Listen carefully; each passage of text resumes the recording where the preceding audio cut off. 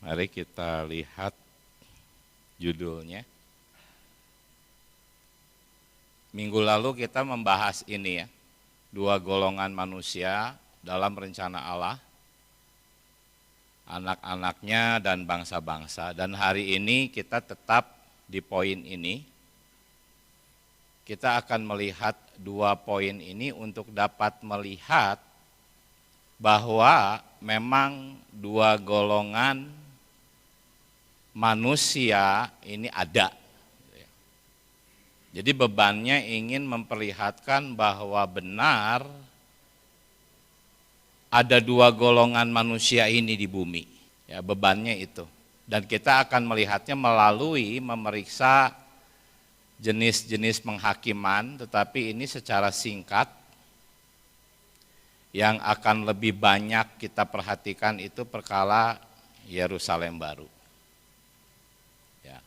Hanya ada beban yang hendak saya sampaikan terlebih dahulu, ya, sehubungan dengan pentingnya pendalaman Alkitab bagi kita semua. Pentingnya pendalaman Alkitab itu karena banyak ajaran Kristen yang diwariskan secara turun-temurun tanpa diuji kebenarannya, sehingga menghasilkan ajaran tradisi, turun-temurun, tradisional, yang dapat menghasilkan bentuk iman yang dangkal, bahkan seringkali melenceng dari inti kebenaran Alkitab. Ya, ketergantungan yang buta terhadap tradisi, ajaran tradisi, itu dapat menjadi penghalang bagi pertumbuhan rohani yang sejati. Ya, apabila tidak dikoreksi dan diselaraskan kembali dengan kebenaran firman Tuhan.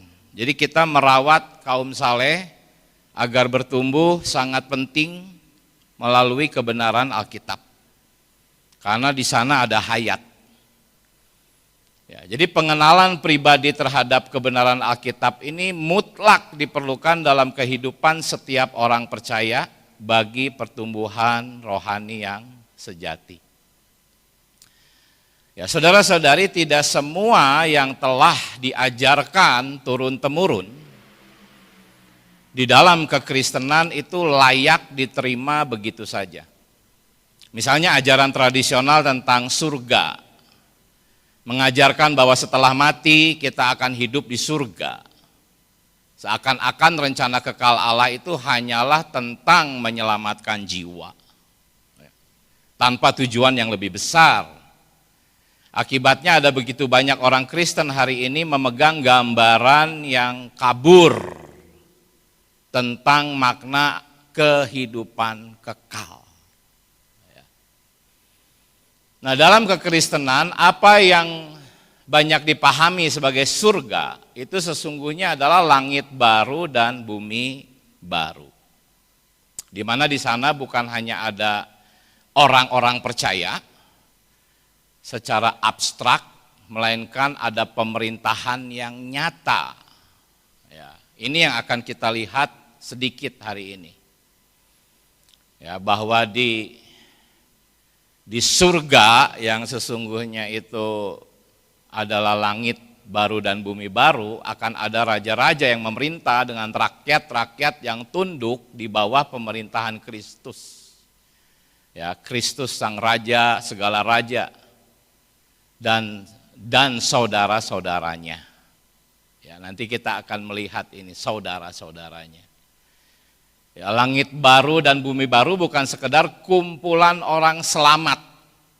Karena dalam pemikiran banyak orang ya yang masuk surga hanya orang yang percaya Tuhan Yesus.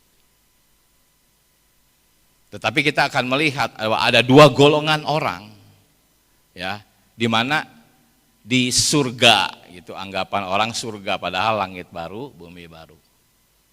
Dan ada tatanannya, ya. Nah, kitab Wahyu bersaksi bahwa mereka ini adalah kita akan memerintah sebagai raja-raja bersama Kristus.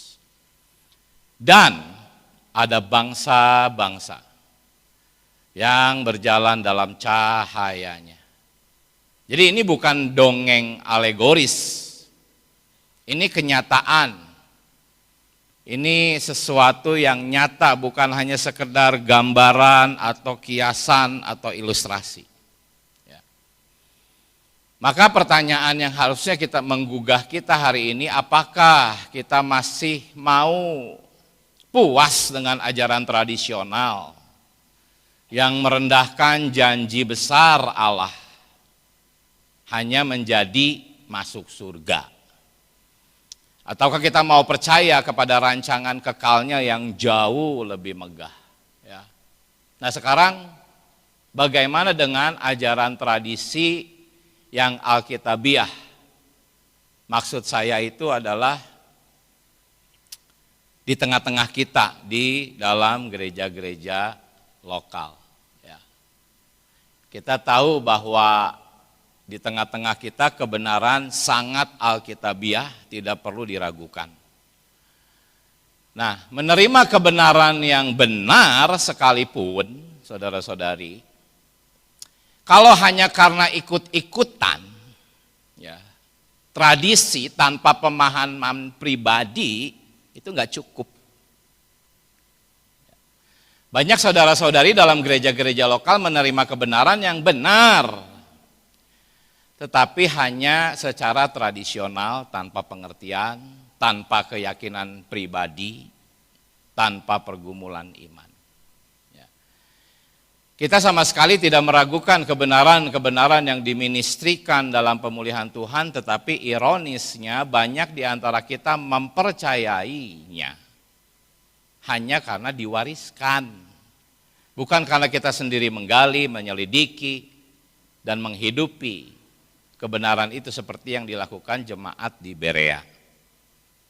Ketika Paulus memberitakan kebenaran, jemaat di Berea menggali sendiri, mencocokkannya dengan Alkitab. Itulah yang akan menumbuhkan hayat. Betapa pentingnya kita merawat orang dengan firman. Jadi iman sejati dalam penghidupan gereja yang normal tidak dibangun di atas sekedar warisan kepercayaan dari saudara-saudara di depan, melainkan di atas pengenalan dan pengalaman pribadi akan kebenaran-kebenaran itu yang dihidupi dan dipahami melalui firman Allah. Ya. Iman hanya dapat berdiri di iman yang hanya berdiri di atas tradisi. Ya, bahkan terhadap kebenaran yang benar sekalipun tetap rapuh, dangkal, dan pada akhirnya bisa runtuh saat diuji oleh apa? Sanggahan-sanggahan, pertanyaan-pertanyaan yang kritis, atau oleh pengalaman hidup yang berat.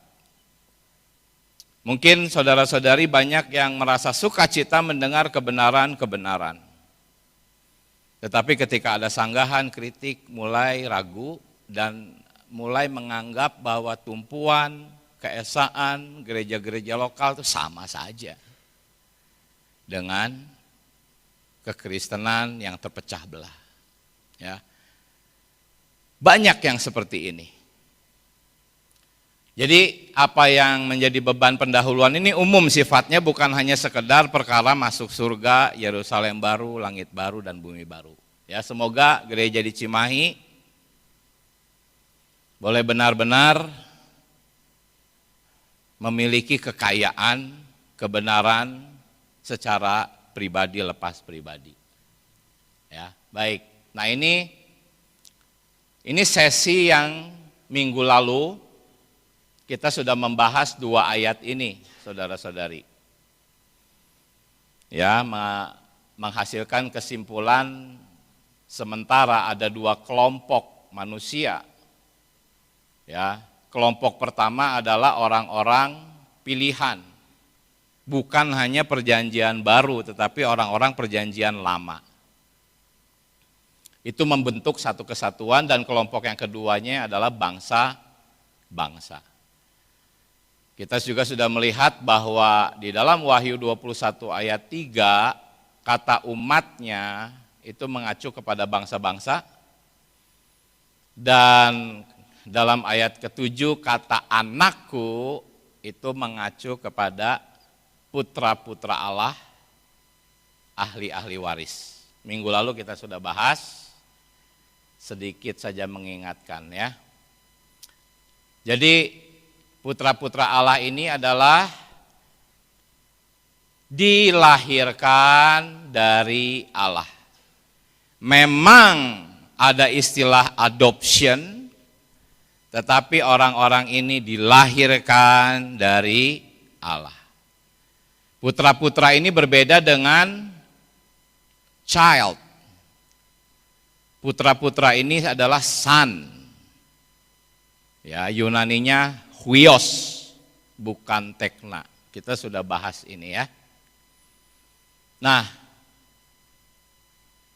kita seringkali berpikir kalau anak-anak Allah, ada Allah sebagai Bapa, anak-anak sebagai putra, atau anak-anak, oh itu konsep perjanjian baru. Tidak.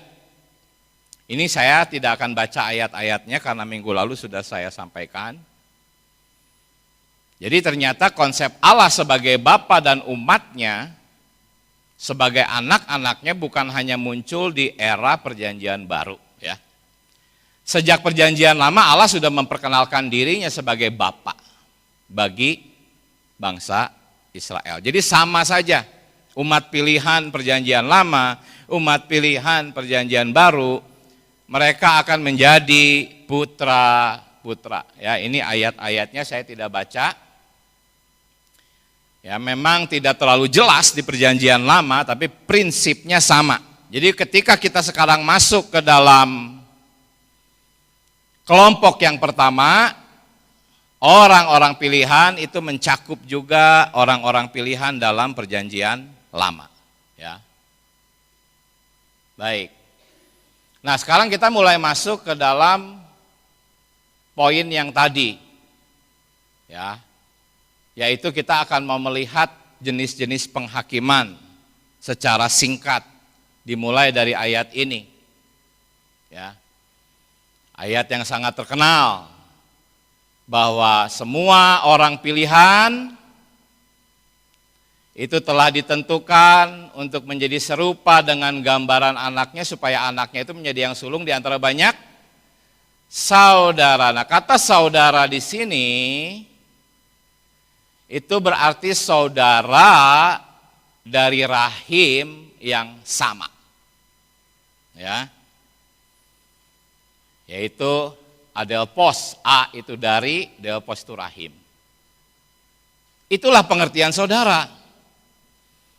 Bukan saudara tiri, saudara angkat, walaupun istilah adelpos ini memang dipakai juga untuk yang bukan saudara. Tetapi itu mereka hanya meminjam hanya karena ingin akrab saja. Pengertian utamanya itu adalah saudara dari rahim yang sama. Itu yang ditekankan minggu lalu, huios itu dilahirkan dari Allah. Orang-orang yang tidak dilahirkan dari Allah tidak bisa menjadi apa? Anakku di sini.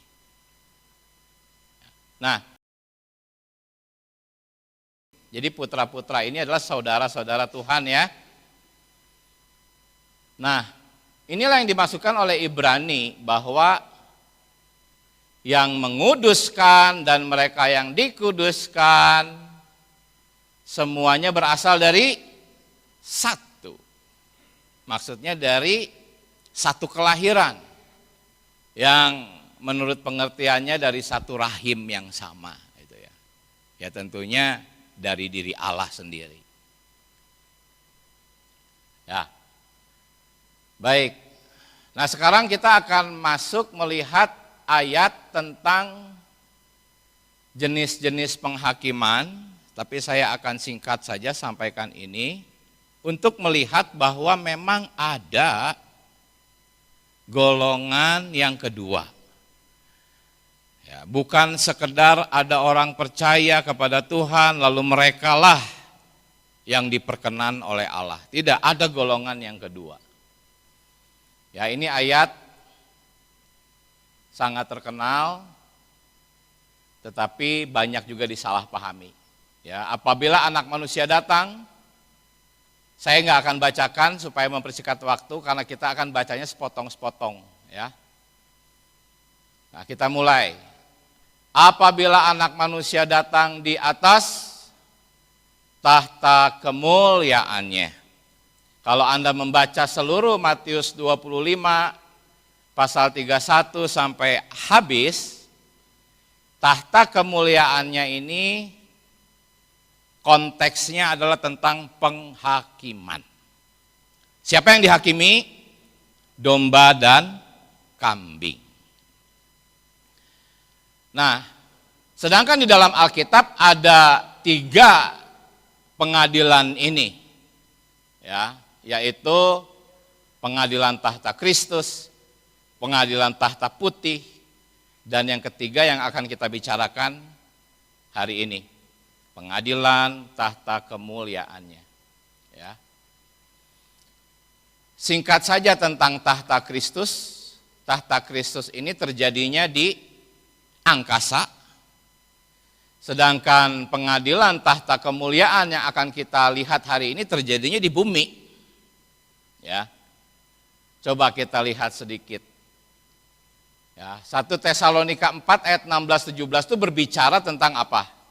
Kebangkitan orang-orang percaya untuk apa? Menyongsong Tuhan di angkasa. Ya. Dan menurut Alkitab, kebangkitan itu selalu berhubungan dengan pemberian upah atau penilaian. 1 Korintus 3 ayat 15. Jika pekerjaan kita tahan uji, kita mendapat upah, jika tidak, kita akan menderita kerugian. Semuanya terjadi setelah kebangkitan. Ya, jadi setelah pengangkatan atau kebangkitan, berdasarkan 2 Korintus 5 ayat 10, orang-orang percaya itu bukan bangsa-bangsa ya, akan menghadap tahta pengadilan Kristus. Tetapi bukan penghakiman untuk keselamatan, karena mereka sudah ada di dalam Kristus, melainkan penghakiman tentang apa? Upah atau menderita kerugian, berdasarkan kesetiaan dan pelayanan.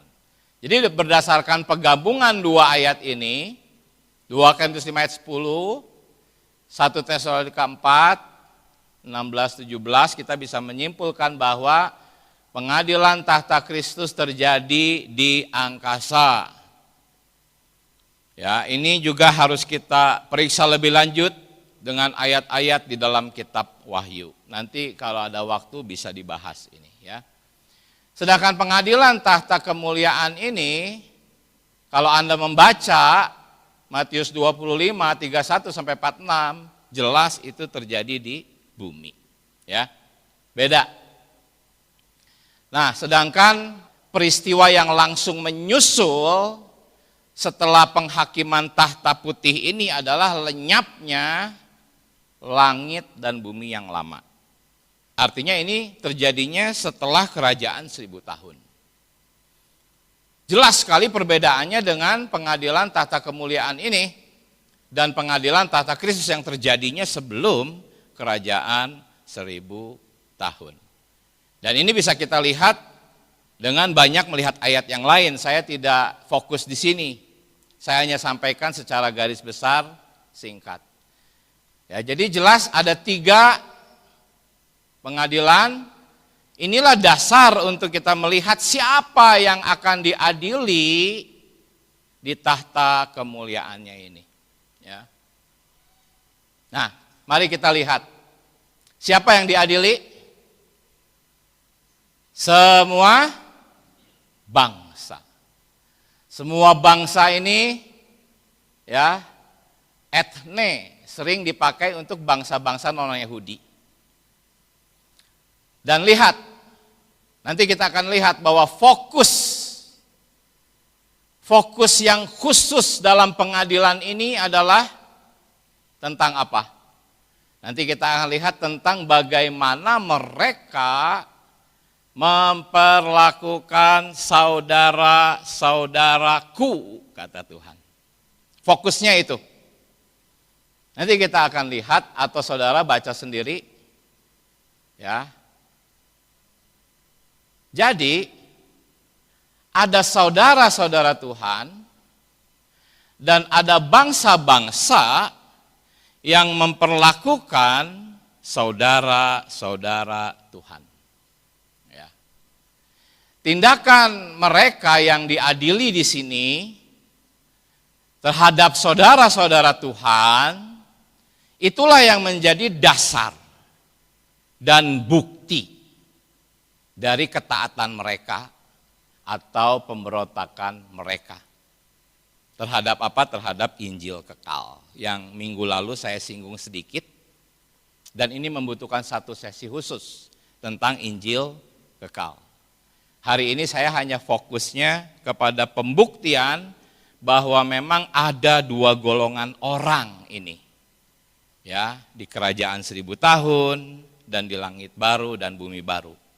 Ini sungguh tidak dipahami oleh orang-orang yang hanya memegang ajaran tradisional. Orang-orang yang hanya memegang ajaran tradisional memahami ya di surga hanya ada Tuhan dan orang-orang percaya. Hanya itu saja, sederhana seperti itu. Padahal ada rencana besar, ekonomi Allah.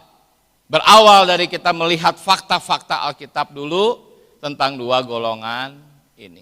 Ya, jadi ketika Tuhan datang, semua bangsa dikumpulkan. Artinya ya semua bangsa, ada dari Arab, dari Afrika, ada dari China, semua dikumpulkan dan kata bangsa ini memang umumnya digunakan untuk orang-orang non-Yahudi. Nah, jadi saudara-saudaraku di sini ya, dalam Matius pasal 25 itu menggunakan kata yang sama dengan yang digunakan di dalam Roma 8 ayat 29. Bahwa kita yang dipilih sudah ditentukan untuk menjadi saudara kandung Yesus, ya, dari rahim yang sama. Dan ketika Tuhan menghakimi bangsa-bangsa, Tuhan selalu berkata, bagaimana kamu memperlakukan saudaraku. Saya enggak akan baca ayatnya panjang, ya. Tetapi yang jelas, yang disoroti adalah bagaimana bangsa-bangsa memberi makan saudara-saudara Tuhan yang kesusahan. Memberi minum, memberi tumpangan, memberi pakaian, merawat yang sakit, mengunjungi dalam penjara. Ya, hari ini kita juga bisa melihat bahwa memang ada orang-orang yang tidak percaya Tuhan, tetapi baik gitu. Tidak membenci orang Kristen. Ya, mengapresiasi orang Kristen, menolong orang Kristen ketika mereka dianiaya. Ini banyak yang seperti itu. Ya. Memang ini konteksnya terjadi di 3,5 tahun kesusahan besar. Dan nanti kalau kita masuk ke dalam pembahasan Injil kekal, nah ada fakta-fakta disajikan, tinggal dinilai sendiri, apakah bangsa-bangsa yang memperlakukan saudara-saudara Tuhan dengan baik, karena sejak hari ini pun yang namanya anak-anak Allah itu pasti dianiaya. Pasti dianiaya. Dan fakta nanti akan disampaikan bahwa ada orang-orang tidak percaya yang memberi makan, memberi minum, memberi tumpangan, pakaian, merawat yang sakit, bahkan mengunjungi ketika mereka di penjara. Nah itu nanti ya. Nah, jadi inilah fokus pengadilan tahta kemuliaan. Yaitu bagaimana bangsa-bangsa memperlakukan saudara-saudara sekandung Tuhan Yesus.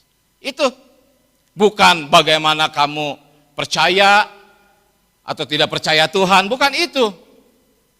Atau bagaimana kamu memberitakan Injil, pelayanan, merawat, bukan itu fokusnya. Itu sih nanti di tahta pengadilan Kristus. Ya, kalau Anda membaca ayat 34 sampai 40 jelas fokusnya itu pokoknya bagaimana kamu memperlakukan saudaraku. Itu. Ya. Nah, kalimat berikutnya. Ia akan memisahkan mereka sama seperti gembala memisahkan domba dan kambing. Dan ia mendapatkan domba-domba di sebelah kanannya dan kambing-kambing sebelah kirinya. Secara umum pengajaran tradisional mendengar kata domba, otomatis pemikirannya, oh ini orang Kristen karena domba, gitu kan? Tidak, kalau kita membaca kitab Mazmur, banyak ayat, ya, ada berbagai jenis domba. Ya, contohnya di dalam Wahyu 12 ayat 5, bahwa anak laki-laki akan apa? Menggembalakan. Artinya ini domba. Tetapi yang digembalakan itu semua bangsa. Jadi mereka itu domba memang, hanya domba jenis lain. Ya. Nah, kemudian raja itu berkata kepada mereka yang di sebelah kanannya, yaitu domba, hai kamu yang diberkati oleh Bapakku, terimalah kerajaan yang telah disediakan bagimu. Sejak kapan? Sejak dunia dijadikan. Jadi mereka pun sudah dipilih, sudah ditentukan mereka pun, tetapi sejak dunia dijadikan. Sedangkan kita, ya, dipilihnya sebelum dunia dijadikan. Teks Yunaninya pun beda. Jadi ini memang dua golongan orang. Jangan karena ini pakai kata domba lalu kita berpikir sama saja, itu semua orang Kristen satu golongan. Tidak, ya. Baik.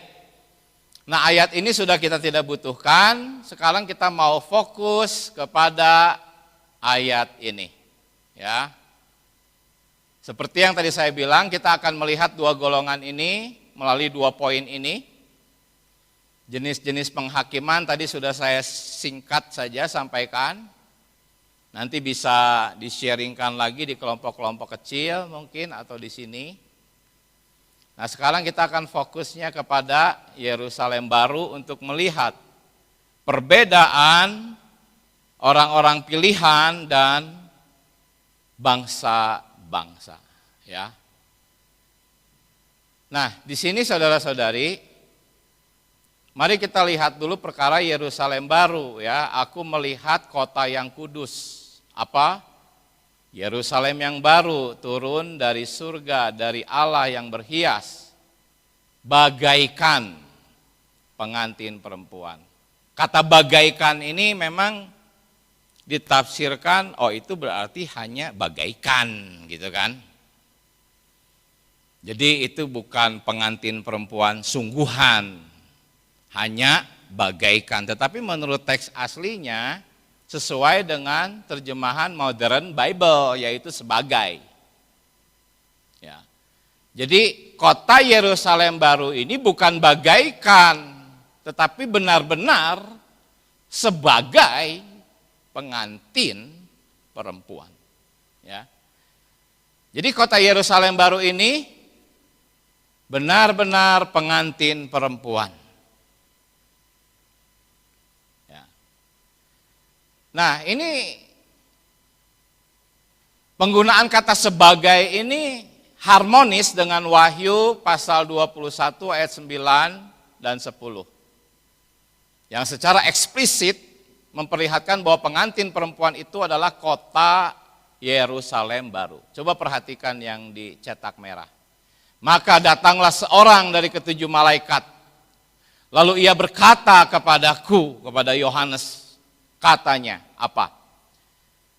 Marilah sini, aku akan menunjukkan kepadamu apa? Pengantin perempuan. Malaikat itu ingin menunjukkan pengantin perempuan mempelai anak domba. Lalu di dalam roh ia membawa aku ke atas gunung dan ia menunjukkan apa? Kota. Ya. Jadi pengantin perempuan ini benar-benar pengantin perempuan, yaitu Anda dan saya. Tetapi dia disebut kota. Jadi kota ini bukan kota fisik, kota ini justru gambaran yang realitasnya adalah mempelai perempuan. Tetapi dikatakan apa di sini? Lalu di dalam roh. Yohanes menulis 4 kali di dalam roh. Setiap kali dia menyebut lalu di dalam roh, aku melihat 4 poin ini, 4 poin yang sangat mendasar. Poin saya adalah kalau Anda tidak berada di dalam roh, maka Bible study ini pasti tidak menarik. Ya. Pasti hanya sekedar kata-kata yang hambar dan tidak dimengerti. Jadi saudara-saudari, mari kita menyeru nama Tuhan untuk melanjutkan ini. Kita harus kembali ke dalam roh, membicarakan Yerusalem baru. Tuhan Yesus. Oh Tuhan Yesus. Tuhan Yesus. Tuhan, apa yang kami bicarakan pada malam hari ini adalah makanan yang sulit dicerna oleh pemikiran alamiah kami. Kami perlu roh-Mu untuk menikmati berita ini Tuhan. Tuhan Yesus, latih kami ada di dalam roh doa, menikmati berita ini. Amin. Ya. Baik, mari kita melihat. Jadi mempelai ini bukan hanya orang-orang perjanjian baru, tetapi juga orang-orang perjanjian lama. Ya. Kita lihat ayat-ayatnya. Nanti saudara-saudari bisa simak ini ayat-ayat di rumah. Semuanya bercerita tentang hubungan suami istri. Ya. Jadi memang orang-orang perjanjian lama itu dianggap istri oleh Allah, bukan hanya kita gereja mempelainya, bukan. Ya. Saya nggak bacakan mempersingkat waktu ya. Nah, kalau perjanjian baru sudah jelas lah. Ya. Efesus pasal 5 seringkali dijadikan bahan khotbah untuk menasehati suami istri. Itu ya. Padahal ayat ini tentang hubungan Kristus dan gereja. Kita sudah bahas ini di FKKP. Ya. Sedangkan suami dan istri yang alamiah, yang menikah, ya pastilah bertengkar. Pasti suaminya sering gak mengasihi istri. Istri sering gak menghormati suami, itu udah biasa. Karena memang kitab Efesus ini bukan tentang suami istri. Kitab Efesus ini tentang hubungan Kristus dan gereja. Lihat, yang aku maksudkan setelah dia bicara banyak tentang suami istri, dikatakan yang aku maksudkan adalah hubungan Kristus dengan jemaat. Jadi kalau istri lagi bertengkar atau lagi marah ke suami, itu sebetulnya gambaran kita marah kepada Allah. Begitu pula suami pun istri kok di hadapan Allah. Kita ini memang seperti itu ya. Jadi ini ayat-ayatnya.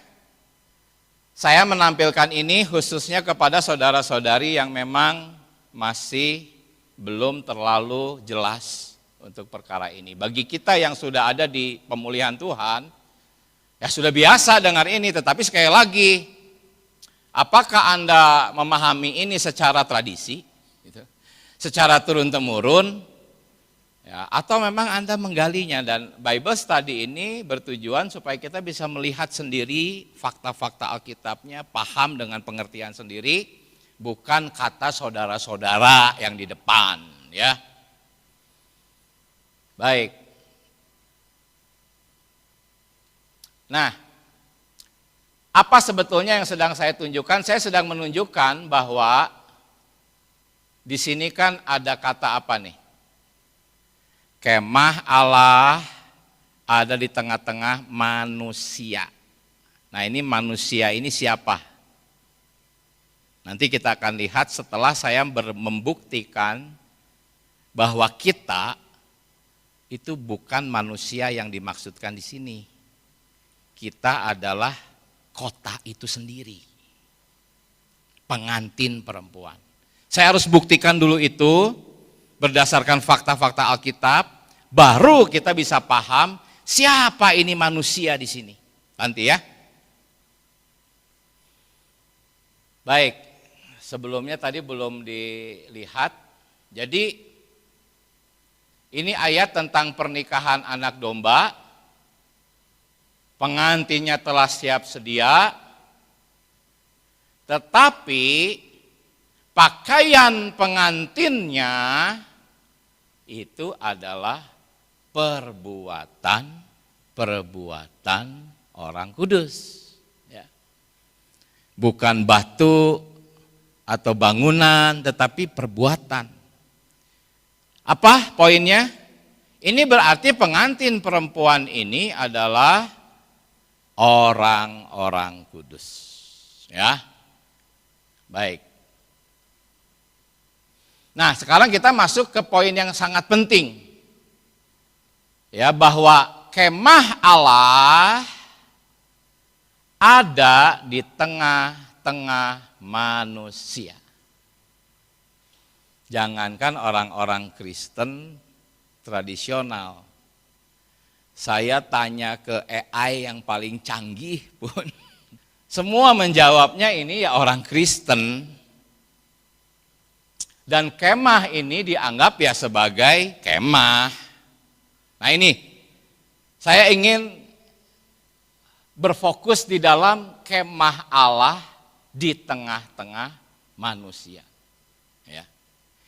Tetapi pada akhirnya ketika saya memberikan bukti-bukti dan argumen, akhirnya ya AI pun juga mengalah dan setuju gitu ya akhirnya ya. Amin.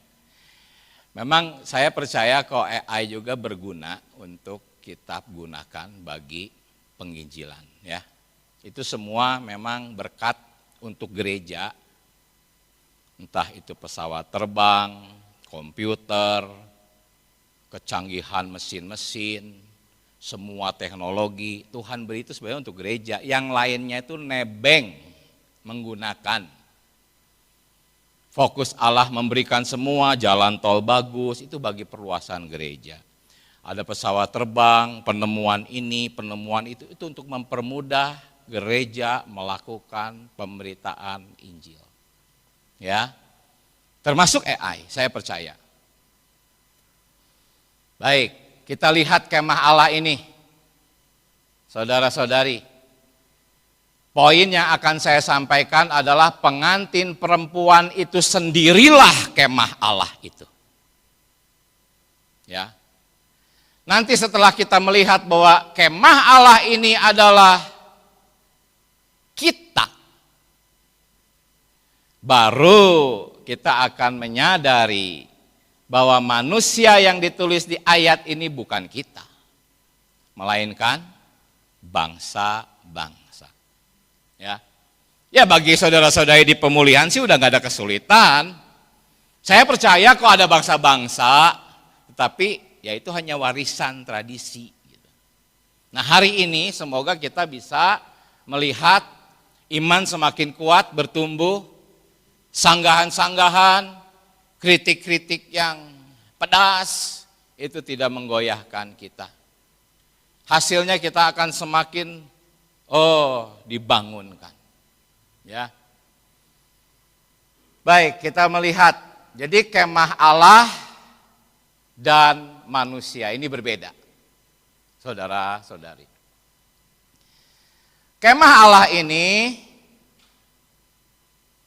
ya diam bersama-sama mereka. Mereka di sini manusia. Kata diam di sini skeno artinya berkemah. Ya. Ini sama persis dengan Yohanes 1 ayat 14. Firman itu telah menjadi manusia dan diam. Sama kata Yunaninya, berkemah artinya. Firman itu siapa? Firman itu Yohanes 1 ayat 1, firman itu adalah Allah. Ya.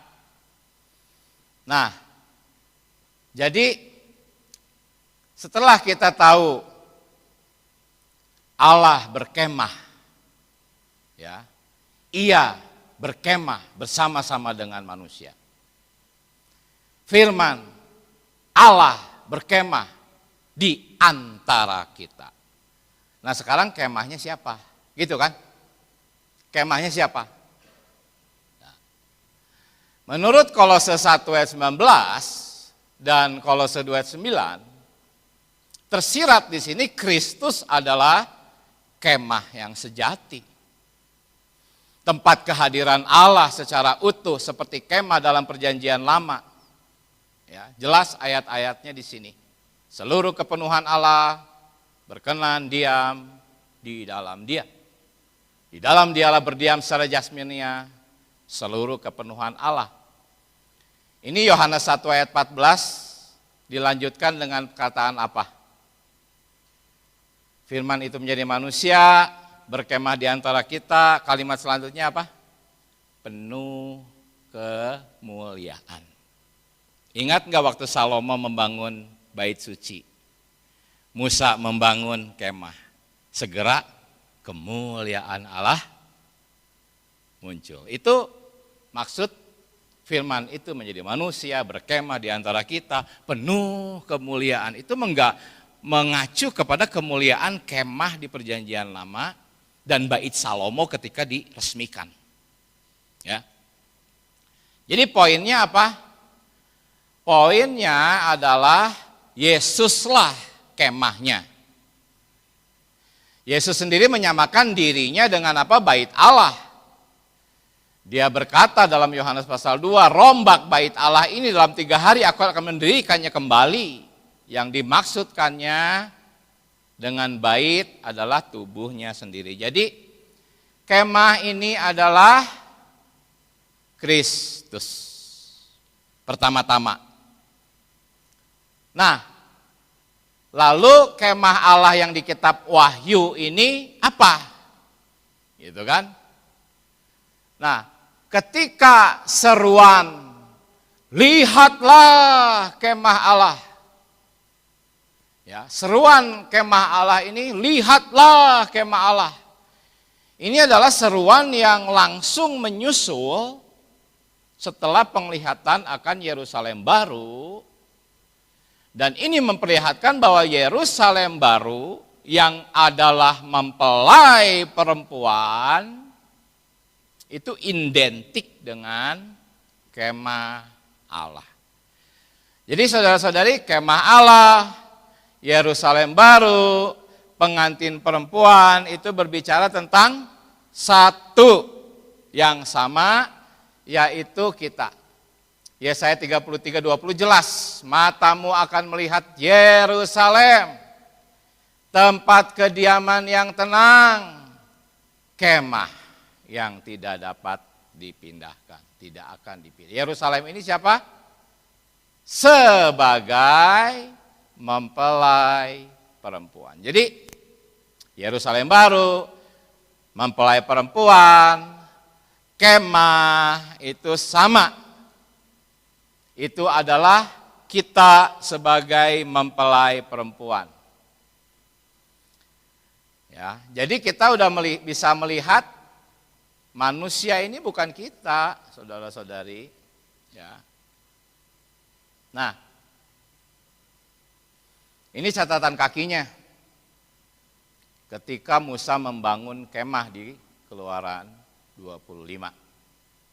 Jadi pada permulaan zaman perjanjian baru, Kristus itu berinkarnasi sebagai perwujudan Allah. Kita tadi baca ayatnya ya. Berkemah, bahkan sebagai kemahnya. Melalui kematian dan kebangkitannya, Kristus individual ini diperluas menjadi Kristus yang korporat. Ini poin pentingnya. Kemah di Yohanes 1 ayat 14 adalah Kristus yang individual. Kemah yang di kitab Wahyu pasal 21 adalah Kristus yang korporat. Ya, semoga saudara-saudari bisa menyukai pelajaran-pelajaran macam ini. Baik. Nah, sekarang kita akan melihat lebih lanjut bahwa memang kitalah kemah itu. Ya, ada dua, ada kemah dan ada bait. Kemah sebetulnya lebih kepada tempat tinggal Allah, bait suci lebih kepada ibadah. Tetapi keduanya merupakan tempat tinggal Allah. Ya. Nah, Ibrani 3 ayat 6, jelas. Kristus mengepalai rumahnya dan rumahnya ialah kita. Rumah, kemah, bait sama. Ya. Jadi sekali lagi, kemah Allah di sini adalah kita, artinya manusia di sini bukan kita. Ya. Lalu 1 Timotius 3 ayat 15. Engkau harus hidup sebagai rumah Allah. Bukan sebagai penghuni rumah Allah, bukan. Engkau harus hidup sebagai rumah. Kita ini bukan penghuni rumah, kita adalah rumah itu sendiri. Allah pun sebetulnya rumah juga. Baik kita maupun Allah itu rumah. Kita rumahnya Allah, Allah rumahnya kita. Makanya timbul istilah apa? Saling huni. Ya. Jadi hiduplah sebagai rumah Allah. Kemana-mana Anda pergi, ingat, Anda adalah rumah Allah. Ada Allah di dalam diri Anda. Sekali lagi lihat, kemah Allah ini adalah kita. Ya. 1 Korintus ini sudah sangat jelas, terkenal sekali. Kamu adalah bait Allah. Jadi dari tadi saya sebetulnya sedang fokus kepada ini. Wahyu 21, 1-3 untuk membuktikan bahwa kemah Allah ini adalah kita. Sedangkan pengajaran tradisional, kita itu di sini nih, manusia ini. Gitu. Itu pengajaran tradisional. Amin, saudara-saudari. Akhirnya kemah dan bait ini rampung dalam Yerusalem baru. Allah Tritunggal berbaur dengan umat tebusannya baik dalam perjanjian lama maupun dalam perjanjian baru sebagai kemah Allah. Ya. Jadi pokok kedalaman Injil Yohanes adalah Kristus Allah yang berinkarnasi datang sebagai perwujudan Allah sebagai kemah atau tabernakel hari ini. Hari ini kemah kita adalah Kristus, kelak kitalah akan menjadi kemah yang diperluas. Ya. Baik, nah sekarang soal manusia ini, supaya lebih afdol kita bahas kata di tengah-tengah. Ya. Kata Yunaninya adalah meta. Artinya di antara. Ya, jadi berdasarkan makna katanya, kata di tengah-tengah ini, meta itu tidak dapat dan tidak pernah diterjemahkan sebagai di dalam, tidak. Jadi jelas kemah Allah ini tidak bersatu dengan manusia karena di tengah-tengah, ya. Dengan ini kita bisa tahu kemah itu ada di antara manusia, ya. Nah kita sekarang bingung. Yohanes 1 ayat 14 juga menggunakan kata di antara. Saya pernah bingung ini. Sama di antara. Nah, coba kita lihat. Ternyata kata di antara ini Yunaninya bukan meta, tapi en. Ya. Dan kata en ini selalu diterjemahkan di dalam ayat-ayat yang saya tampilkan di sini. Jadi beda. Kalau dengan kita memang LAI menulisnya di antara, tetapi teks aslinya N. Ya, di dalam. Dan ayat ini ditulis dalam bentuk kata lampau. Mirip dengan kitab Wahyu, berarti ini dalam pandangan Allah sudah terjadi sebetulnya. Ya, memang sementara ya dia berada di antara ketika dia masih sendirian ya sebagai Kristus yang individual, memang saat itu selama 33,5 tahun dia secara sementara ada di antara umat pilihan. Ya. Tetapi akhirnya kita sudah lihat dari tadi bahwa kitalah kemah itu. Ya. Jadi dari sini kita bisa menyimpulkan bahwa kemah Allah dan manusia terpisah. Ya, kita sudah tahu kalau dari dulu di pemulihan, ya sekali lagi. Yang kita lakukan adalah Bible study untuk melihat fakta-fakta Alkitabnya. Agar pemahaman tradisi kita yang sudah benar boleh kita lihat dengan pengertian sendiri. Ya. Baik. Akhirnya kita bisa menyimpulkan bahwa manusia di sini adalah bangsa-bangsa, yaitu umatnya. Sedangkan di ayat yang ketujuhnya ada kata anakku. Jadi ada dua golongan, ada umatnya, ada anakku. Minggu lalu kita sudah bahas ini. Baik. Sekarang sudah hampir sampai ke kesimpulan. Yerusalem baru ini turun dari surga. Ya. Jadi Allah tuh sebetulnya nggak pernah punya maksud untuk tinggal di surga. Nggak pernah, saudara-saudari. Dia bermaksud turun dari surga, tinggal di bumi. Tetapi banyak orang Kristen bermimpi pergi ke surga. Sedangkan Allah bermaksud turun ke bumi. Ya. Memang hari ini Allah ada di dua tempat. Karena dia ada di mana-mana, dia ada di surga dan dia ada di bumi. Ya. Dia ada di surga, dia ada di gereja. Di surga ada malaikat-malaikatnya, di bumi ada siapa? Ada anak-anaknya. Ya, hai orang-orang tua, Anda tinggal di rumah mewah, tapi anak-anak Anda tinggal di gubuk. Anda pilih tinggal di mana? Di gubuk. Ya, karena ada anak-anak di sana. Orang-orang Kristen ingin ke surga, Allah ingin ke bumi bersama dengan anak-anaknya. Hari ini Allah ada di dua tempat. Di surga dengan segala kemewahannya. Malaikat-malaikat melayani dia, tetapi hatinya ada di bumi. Dia ingin tinggal di dalam anak-anaknya. Ya.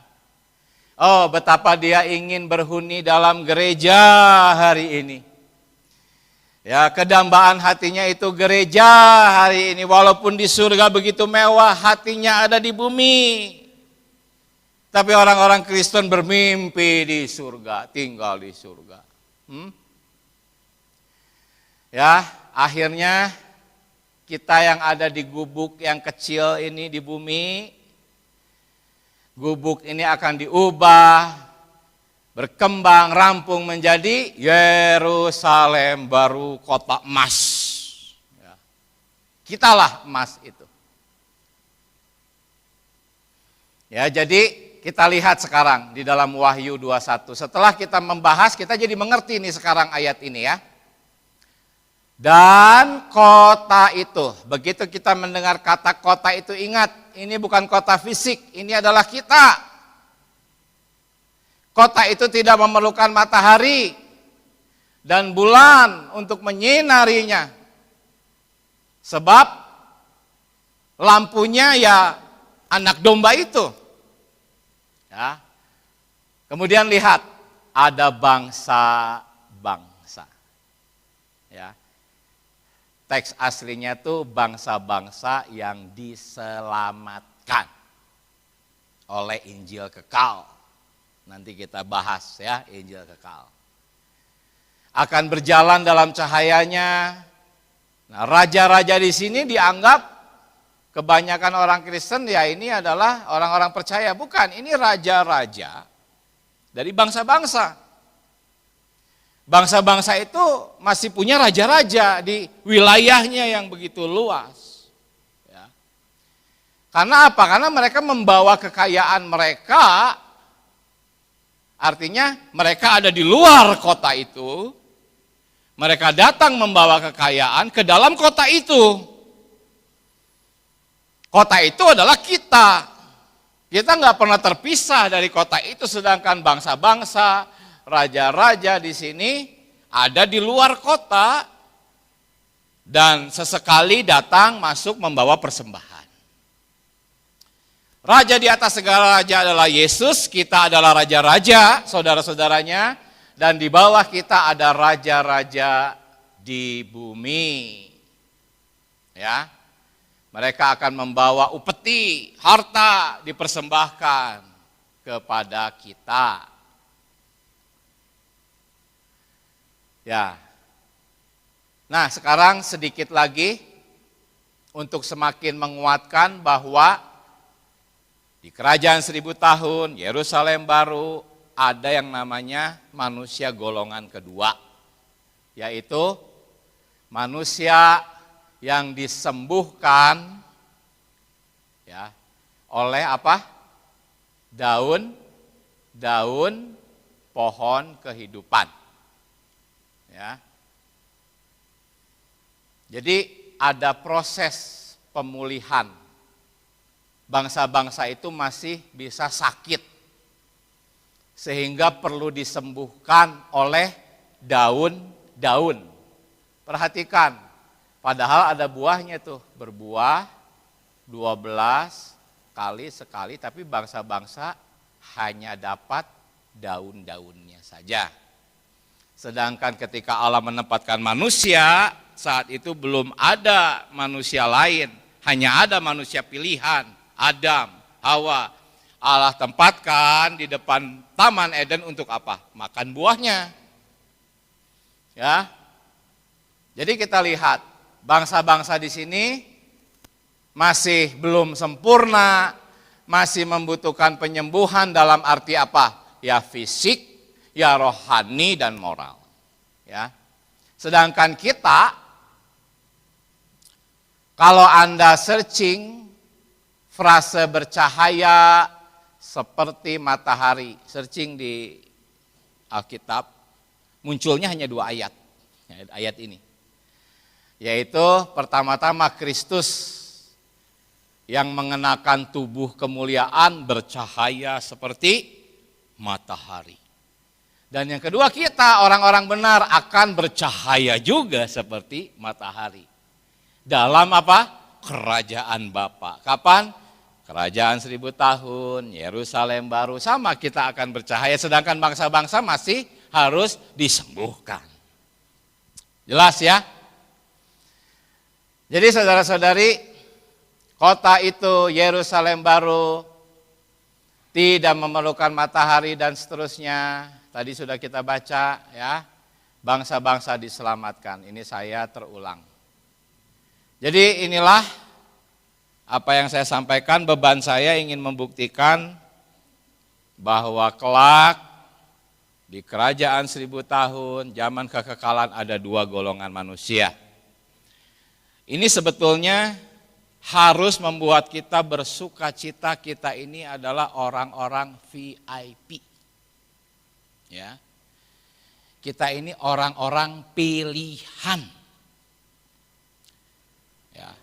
Nanti kalau saya akan membahas kerajaan atau Injil kekal, saya tidak akan mengeluarkan suatu statement, pernyataan atau keputusan. Saya hanya akan menyajikan fakta-fakta, kita semualah jurinya. Apakah nanti bangsa-bangsa itu juga ada di sekitar kita sekarang, gitu. Atau hanya di 3,5 tahun kesusahan besar. Baik, saya rasa cukup sekian. Barangkali ada yang mau menambahkan, berbagi nikmat, silahkan. Amin.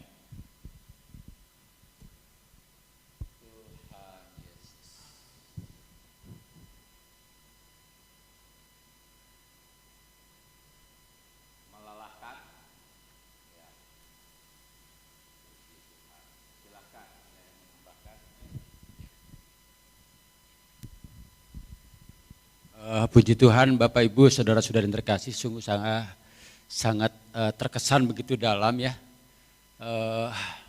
Bagaimana proses keselamatan Allah yang begitu sempurna di atas kehidupan ya.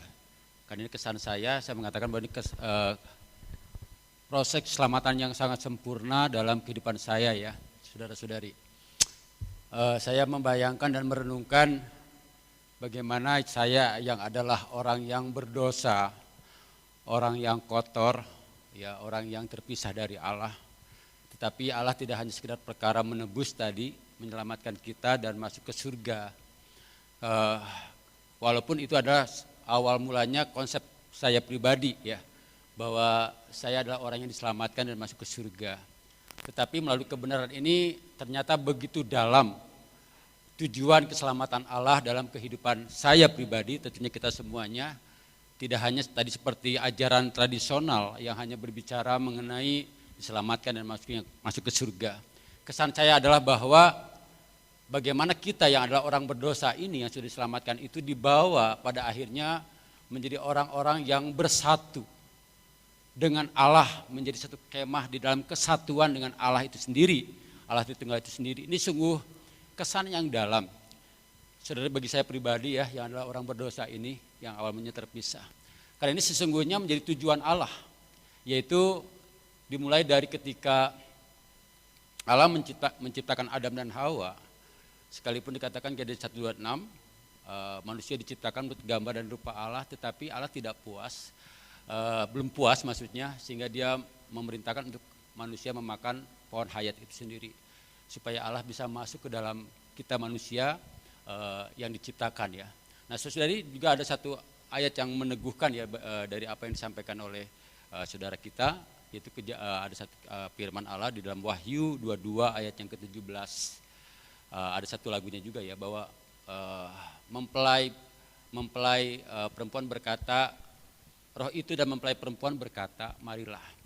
Itulah berbicara satu kesatuan antara kita sang mempelai perempuan itu dengan Allah Tritunggal, sehingga perkataannya, perasaannya itu menjadi satu kesatuan yang esa ya. Itu dikatakan bahwa roh itu dan mempelai perempuan marilah, berkata marilah gitu ya. Sungguh bagi saya pribadi ini kesan yang sangat dalam, keselamatan yang begitu sempurna, keselamatan yang begitu lengkap. Dorongan bagi saya pribadi melalui kebenaran ini, saudara-saudari, bersama-sama mari kita menikmati Kristus. Kristus semakin bertumbuh di dalam kita, yang pada akhirnya kita akan menikmati kebersamaan di dalam kekekalan ya, tadi dikatakan bahwa Kristus yang adalah kemah dan kita ada dalam kemah itu dan Kristus juga ada di dalam kita. Ya semoga ini menjadi satu kesan yang mendorong bagi kita semuanya benar-benar tujuannya adalah Kristus diperbesar di dalam kehidupan kita dan kita juga bisa menyalurkan Kristus kepada setiap orang yang boleh Allah pimpin untuk bertemu dengan kita. Puji Tuhan, itu yang saya nikmati dari kebenaran pada malam hari ini. Tuhan Yesus memberkati buat kita semua.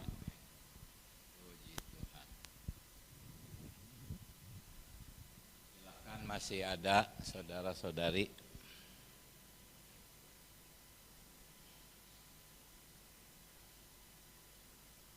Amin. Ya.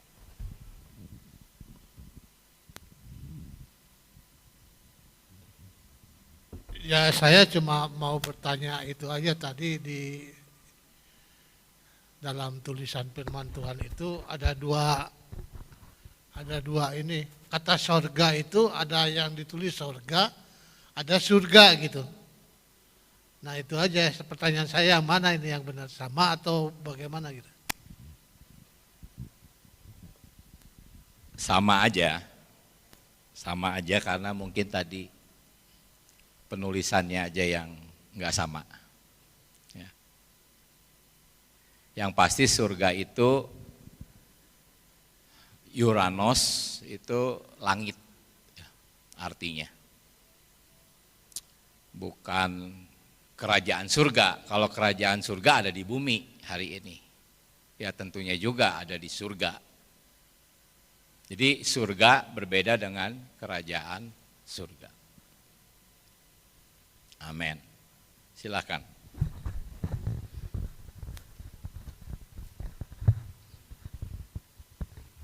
Ya saya pernah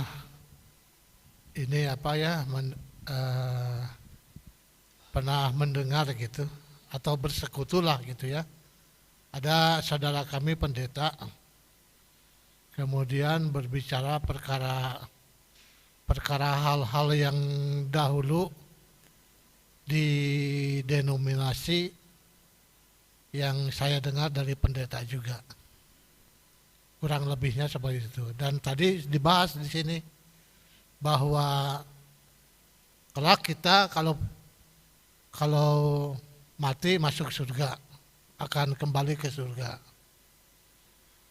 Nah dari situ saya bertanya kepada, kan ada sesi pertanyaan gitu.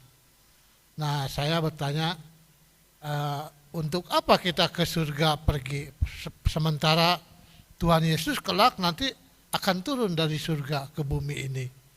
Pertanyaan saya itu hanya sederhana segitu aja. Tapi itu jadi marah gitu si pendeta ini. Wah jangan seperti itu katanya kalau mau berdebat katanya.